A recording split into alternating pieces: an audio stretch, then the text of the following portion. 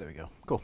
We're back. What were we stuck on? We were stuck trying to figure out how to draw sand.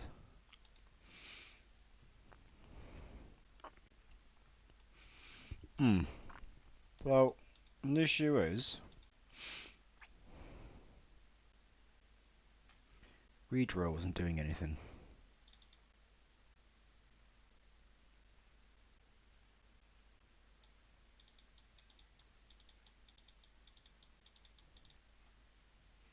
So how do we do that?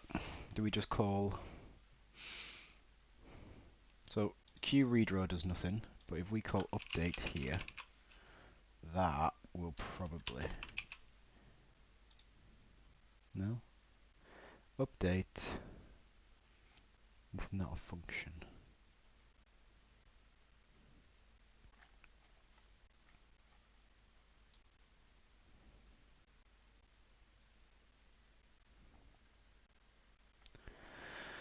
Why is update not a function?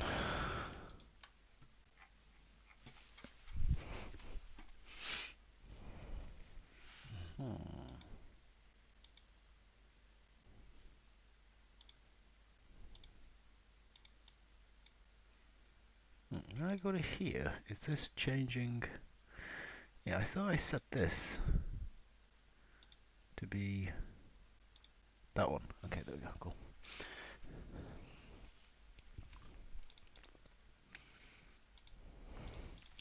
Godot trigger redraw.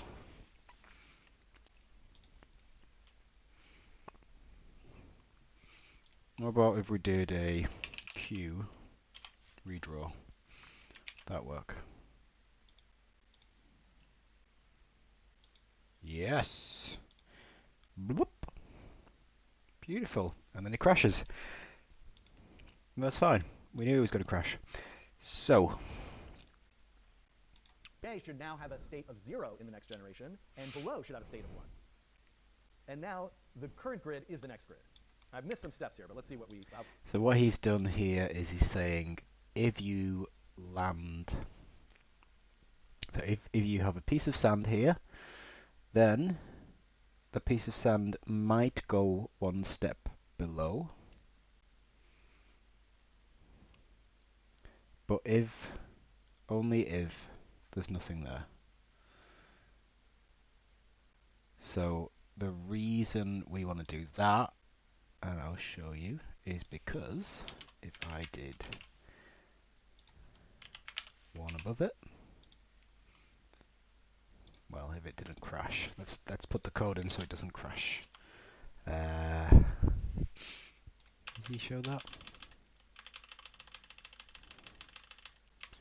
Yeah, if j is less than rows, so what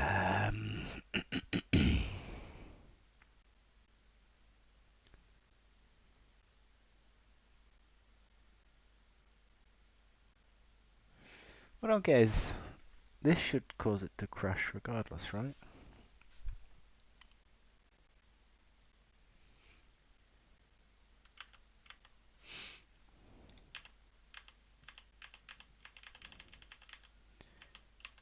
So if below, so here he's going, if below, he pulls out the below grid, but that'll cause it to crash, right? But it doesn't cause it to crash on in his code.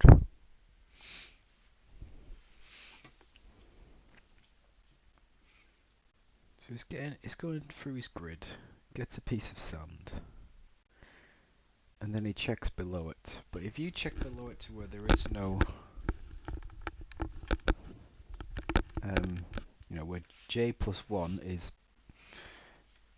above what, above the size, then it should crash. Why does it not crash? Does it just return 0 for him or something? Right. What I'm going to do is say if y plus 1 is less than rows.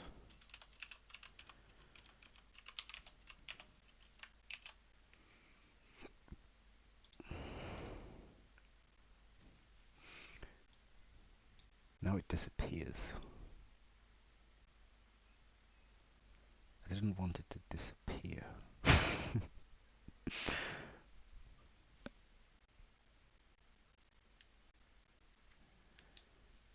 Why did it disappear?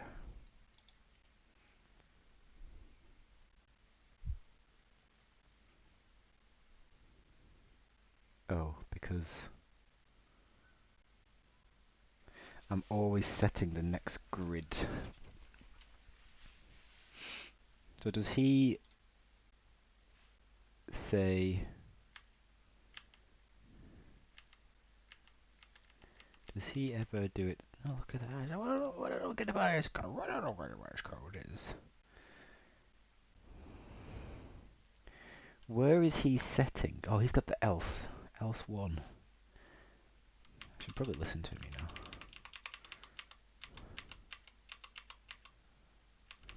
So... Oh, otherwise it needs to stay as 1. I might have had it right all those times. Otherwise, next grid, I, j, should stay as 1.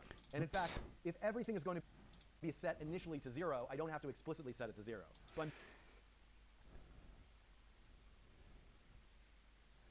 So he's saying it should stay as 1. So if the state is 1, maybe I've done this wrong. Maybe it should be the other way around. So if we have a piece of sand and we can't go any further, then that... Oh, my shift keys just got stuck. Gross. Else. So right at the bottom, just stay there.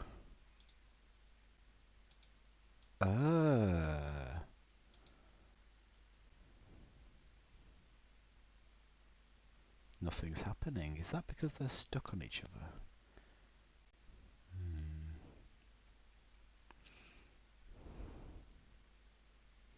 We get the item. It's a 1. And we say y plus 1 is less than rows. Y plus 1 is less than rows.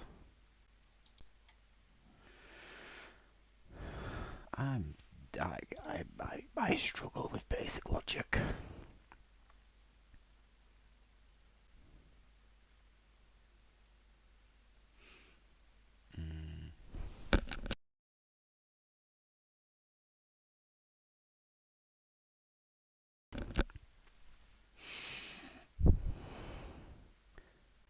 If y plus 1 is less than rows,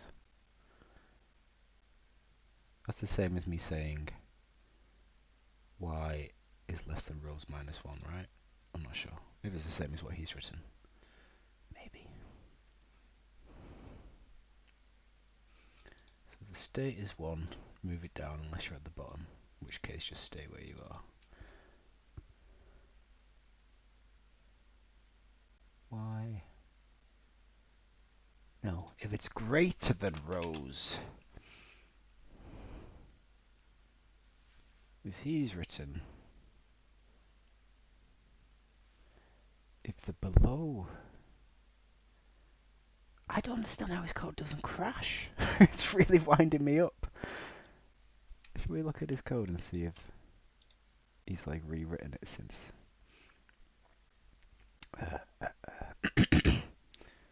Where is your code? What is this cool website? Is this the code? This is the code. Oh, he's changed it a bit, I think.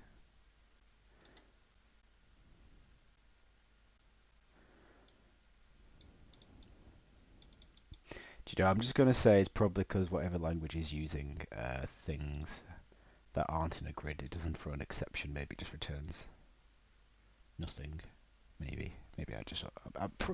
I probably don't understand it. Oh, I've tied my finger up too much and now it's gone really cold. That's not good.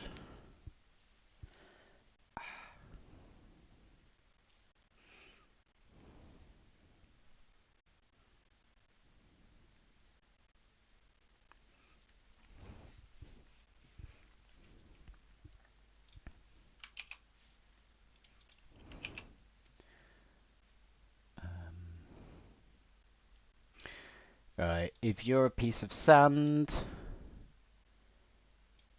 and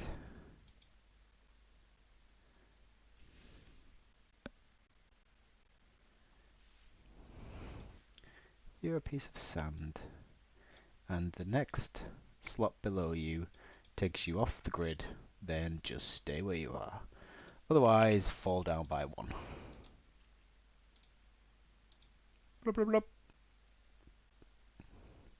Hey, I did the maths. What are you doing? You can't crash. I've done the maths. Oh, greater than or equal to. Greater than or equal to. Blop. Now, here, see? They've both become the same piece of sand. Bad. We're getting somewhere. So, this is where he says to get the piece below. Below is grid X. So this is where, for me, this will crash. This will definitely crash. Right? Watch this. Yes, crash. Cool. So we do need this check here. Let's duplicate the check for now.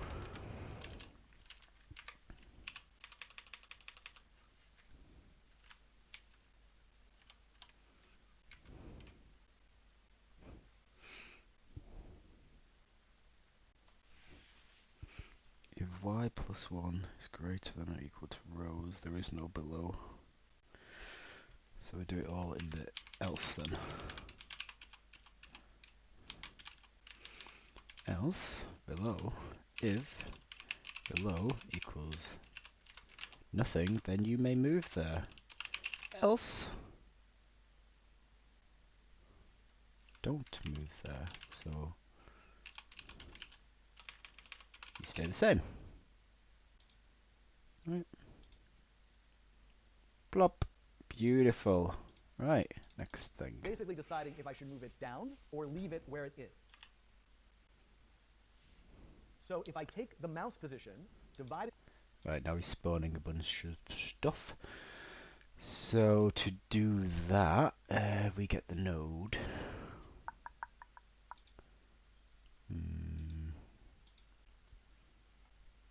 There's a way to do like mouse position. It might be using an area 2D.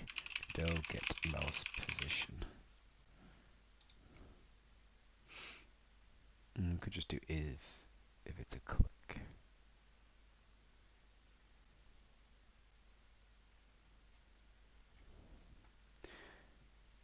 Alright, well we can just do function event. So with area 2D there's a nice signal you can use which kind of just does all this fire.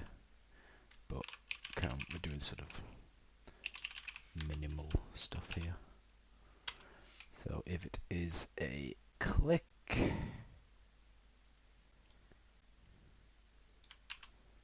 copy and paste, input event mouse button.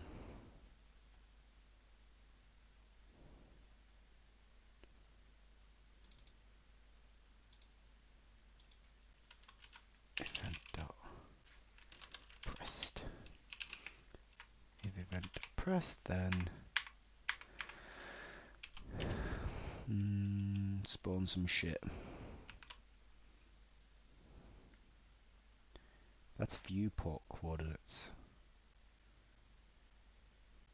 So this is where he does some dividing, doesn't he?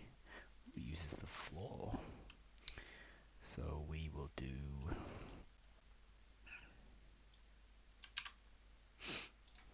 this, and then we'll do column equals floor of event dot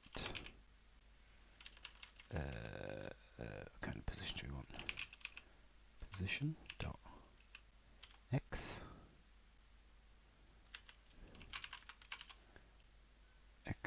and y row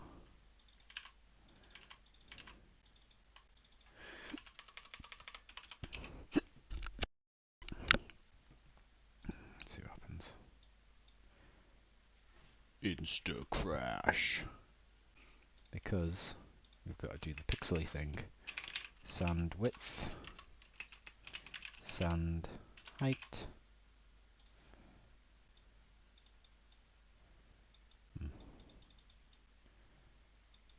I have to click many times. I don't want to have to click many times. Does the event not keep going? Do we have to store event? I suppose... No, I don't have to do it. What I actually want is just motion. Crash, because we're starting. Oh, come on, don't crash. Can I not use index on motion? Right, so we will have to do this. Var pressed equals false.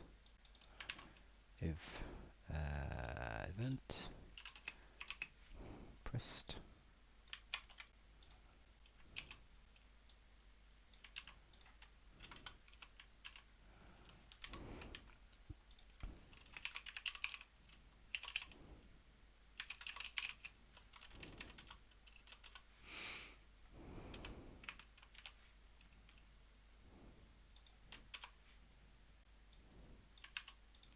this works, we'll make it turn into a function. Sand, ha! How did that happen?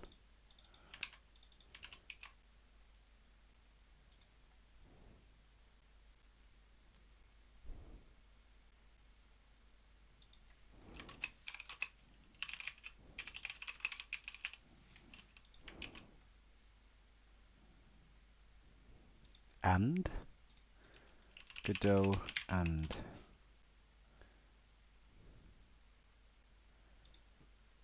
invalid index.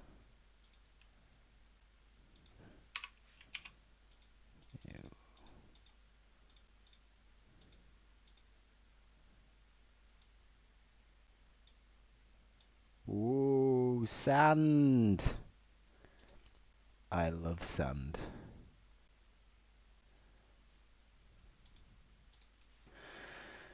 Alright. Now I should still. So let's look at below right and below left. It would be, however, there is a space open. What he's talking about here now is if you can't go down, go diagonal. To the left or the right. It could look at below right and below left. So it gets now below right, below left. So this will crash against the corners, but that's fine. So below. Below is allowed. So then we say below, and then we got below right, which is grid of x plus 1, and he's not going below right, below left here. Say, do I even need this? Because wouldn't it be, but equal. All right, I did forget. It's kind of scooting across there. I do equals row to this. Wait, oh, I have to. Welcome to a coding challenge where I didn't plan. Oh, there you go. Plan this in advance. So yeah, okay, cool. So then he goes plus 1,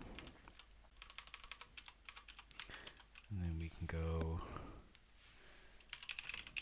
below left equals grid dot x plus minus 1, but y plus 1.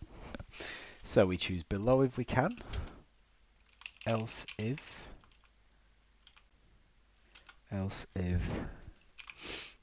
below right,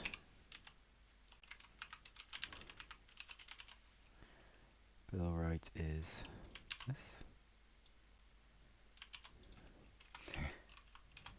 else if below left equals 0, then equals 1.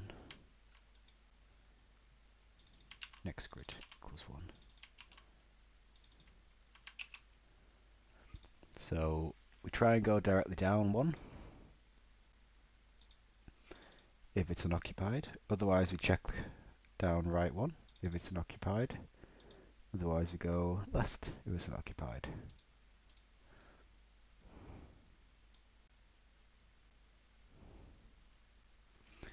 That works surprisingly well. Wow. Now eventually this will crash. There we go. Right, so take a break for a minute.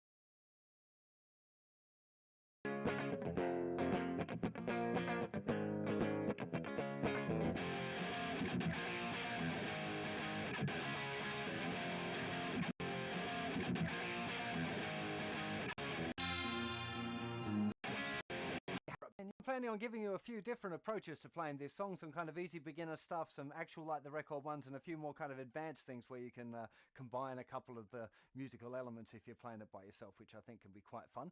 So we're going to start off with just talking quickly about the way Kurt Cobain plays his power chords. Now when I teach power chords, I nearly always teach it with the first finger playing the root note and then the third and fourth fingers playing the next two strings. But if you want to go for the proper authentic Nirvana thing, what you want to be doing is using your third finger to cover those two strings rather than third and fourth fingers. What inevitably happens is the third finger lays down a bit too much and you get this note, which is the note in this case on the third string. You don't really want that note, to be honest, but if it accidentally happens sometimes, that's kind of what happens in the actual Nirvana versions of many of the songs. So you probably, if you're playing Nirvana, you want to be doing your power chords that way rather than that way. So the chords that we've got in this song, we're starting off with an F, which is the root note in the first fret of the thickest string, and then third finger will go down the third fret. Remembering that the other thinner strings, you want them muted, so that, like I said, the third finger might lay over a bit too far, but you don't want it to. Okay, so try.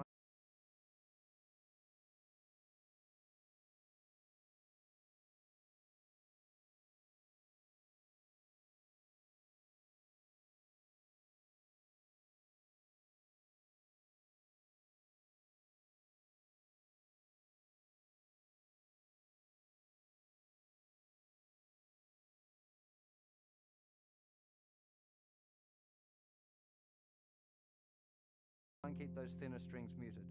The next chord is B flat. Okay.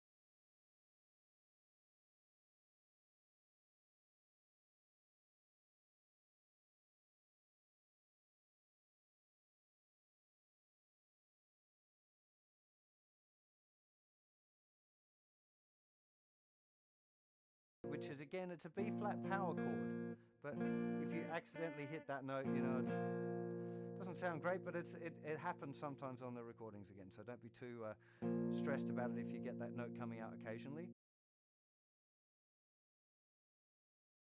And then we've got an A flat power chord, which of the thing happens sometimes.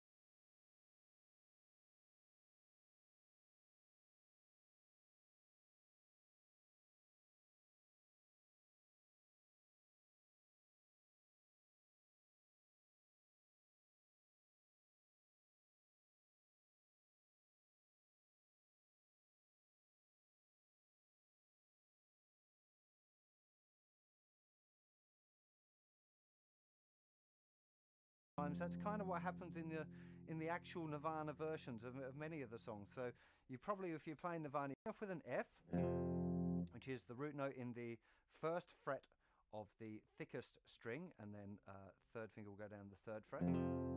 Remembering that the other thinner strings, you want them muted, so that, like I said, the third finger might lay over a bit too far, but you don't want it to.